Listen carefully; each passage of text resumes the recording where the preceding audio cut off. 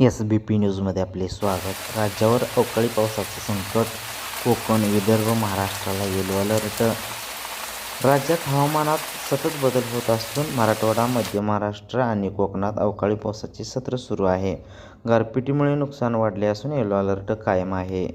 राज्यात ढगाळ हवामान आणि पावसामुळे कमाल तापमानात लक्षणीय घट झाली असून तापमान 39°च्या खाली घसरले आहे. हवामान विभागानुसार आज 4 एप्रिल कोकण, मध्य महाराष्ट्र, महाराष्ट्राच्या काही दक्षिण भागात आणि पूर्व विदर्भात वादळी पावसाची शक्यता असून येलो अलर्ट जारी करण्यात आला आहे. येत्या काही दिवसात तापमानात चढ-उतार सुरूच राहण्याची शक्यता वर्तवण्यात आली आहे.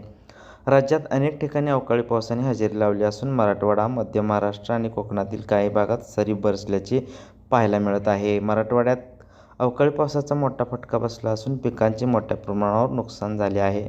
छत्रपती संभाजीनगर जिल्ह्यातही वाऱ्यासह पाऊस झाला. होळीमुळे तापमान वाढेल असे वाटत असताना काही भागात मात्र हवामान पुन्हा ढगाळ व पावसाळे बनले आहे.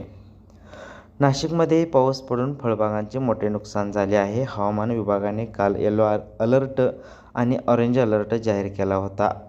तो आजही कायम आहे. राज्यावर अवकाळी पावसाचे ढग अजूनही कायम असून सध्या पावसासाठी पोषक हवामान आहे.